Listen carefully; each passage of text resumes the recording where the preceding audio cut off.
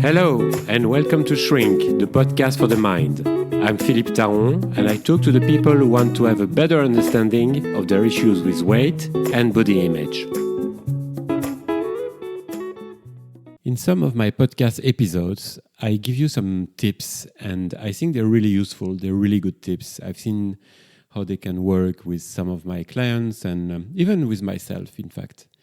The thing is that there are only tips, and even if they're good ones, like eating slower, taking your time to find out if you're hungry or not, making sure you're not thirsty instead of hungry, making sure you're not eating because you feel overwhelmed, because you feel sad, because you feel angry. I mean, despite all this good advice, sometimes, and quite often, the problem is more deeply rooted. And sometimes you're dealing with things that are very unconscious.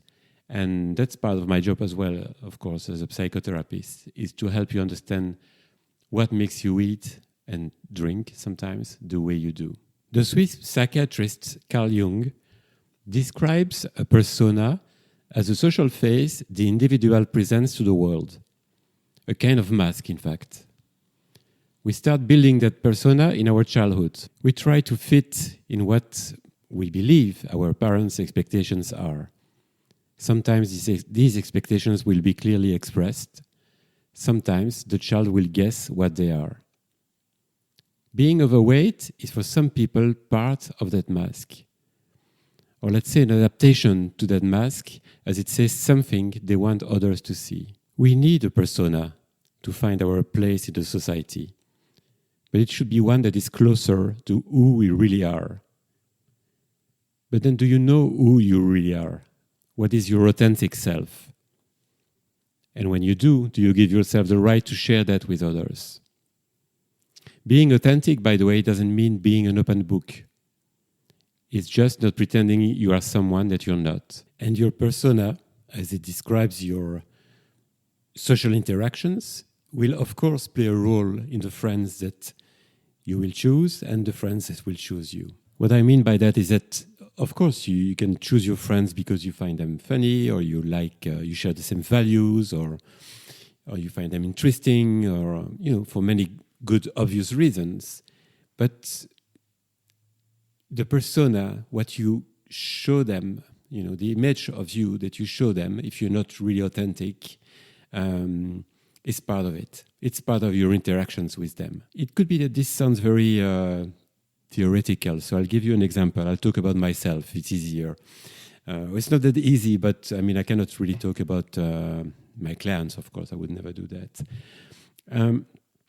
When I was overweight, I had 25, 28 kilos more than I do now. My persona, what I was showing of myself to others, was a guy who was always happy, always enthusiastic, always, maybe not always, but very often joking and having a lot of friends coming at home for dinner. Or I was overdoing it. It was part of. It was my way to find my place, let's say, in my social interactions. And when I lost weight, and on my way to the weight that I've got now, I could see that things were changing. My friends were sometimes telling me, "But what's wrong with you? You look sad, or you look you're not that much fun today. Are you sad, or are you worried about something?" And I was telling them, "No, I'm not. I'm pretty relaxed. I'm enjoying, spending this moment with you, and I don't feel like acting like a clown like I sometimes do." And so I had to adapt, to readapt to them, and so did they, in fact. And it can be scary. It can be scary because you feel like, do I have the right to do that? What's my real persona? Who am I really? And how should I interact with others? Am I betraying them by not being the way they used to see me? Am I betraying myself? So many questions, but really interesting ones, in fact. The therapy that I was in was my way to understand why I was overeating, the purpose of my extra weight, and understanding that it was safe for me to lose it. Still, I was really surprised by the different difficulties that I have encountered along the way. The one about the persona, of course. There can be others, like, what do I do with seduction? I used to think, I wasn't even thinking. It was like in me, the fact that nobody could be attracted by me because I was so much overweight. And sometimes I have clients who are just a few kilos overweight and they feel like they're in a safe place somehow because nobody's going to bother them. And sometimes they're really wrong about that because they can be attractive, but they don't want to see it. So it's like these kilos are like a barrier to any kind of seduction, any kind of relationship, romantic relationship. So when you lose weight, many things change. In fact, you can buy new clothes. I used to really like jeans, for example. And when I was overweight, there was no way I could find. I could find jeans, but not the ones that I would really love to wear. So when I lost the weight, I started buying nicer jeans, nicer shirts. Altogether, I looked different. I was still exactly the same person, really, but I looked different. People would look at me differently, and so I would interact differently with them. And sometimes thinking, well, am I faking it? Who am I really? To be in this place. So it's not at all unusual for my clients to understand quite quickly, in fact, what's going on, why they did start eating more or much more at some point in their life. They understand what they should do, in fact, to lose that weight. Like I was talking about these tips I've been giving, but then it can take longer to give yourself the permission, the right to have a persona which is closer to who you really are. And some people will lose weight, let's say after seeing each other, let's say for a few weeks, they will start losing weight and they think, that's great, I'm going into the right direction, it feels so good. And then for whatever reason, at some point, they stop losing weight. They usually don't put it back on, but and I can see it. I know what's going on. I don't know exactly what's going on, but I know that it's not like a straight. Line. You're overweight. You speak about your issues with weight, with your emotions, and there you go. You lose weight. Thank you. Bye bye. No, sometimes along the way you're confronted with things that you didn't expect. Let's say, for example, it can be at work. You're being seen as the colleague who's not a threat, because you're kind of maybe shy, or maybe you're not showing off. You're not really, owning the place that you should own. And things change. So, for example, if you feel more confident about your body, about who you are, about your persona, your attitude will change at work. And for example, this could create some kind of a competition with others who before that were, never thought you would be any kind of a threat in this work environment. And it's tough because you've never been in that place. You've always been, let's say, a good employee, but you never thought you would compete with others, really. I know it may sound silly to some of you what I'm saying, because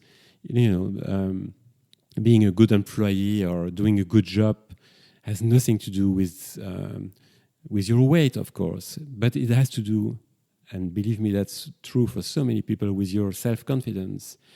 If you have a bad body image, if you feel bad about yourself, somehow you won't be at the place that you deserve.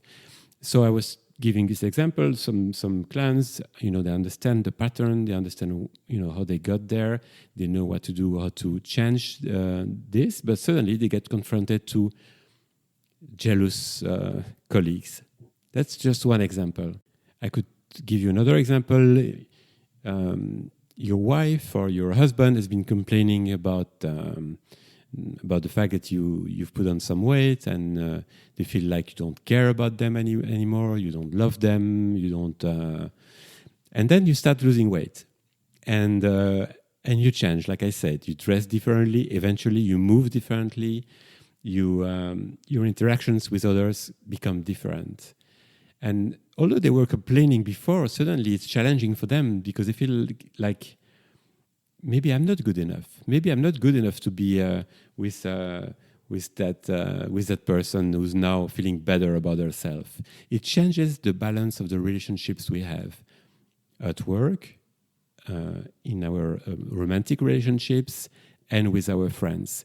That's a reality. You cannot avoid it. This being said, most people around you are good people. So I don't want to make it sound like you live in an environment which is toxic, with aggressive, jealous people around you. You know, most people will be happy to see these things changing for you. They will be happy to see that you seem to feel better about yourself. Some of them will need some explanations. You know, some of them will tell you that they have the feeling you're not that close to them anymore, or you're more distant, or in fact you're not, but you're just being more authentic. But it may look as if you're more distant, not caring in the same way you were before. So sometimes it's worth explaining. You don't have to justify yourself. You don't owe them, any kind of justification, but explaining them. And eventually, yes, some of them won't be happy with that because they will be challenged by who you are. You know, by not the new you, is the real you. In fact, I hate this expression. I think I've said it before, but I hate this idea of a new you. I think it's a real you, and some of them cannot cope with it. It's too challenging for them. So that's the kind of things that you will, if you're starting this journey, these are the kinds of things that you will encounter at some point. They're not dramatic things. They're things which can be really easy to manage. And in fact, they make complete sense. I mean, you're not just doing this to challenge others or to make them feel uncomfortable or insecure. You're doing this for yourself because you want to feel better. And if they like you, if they love you, they will be okay with it. It may take a bit of time, but they will be okay with it.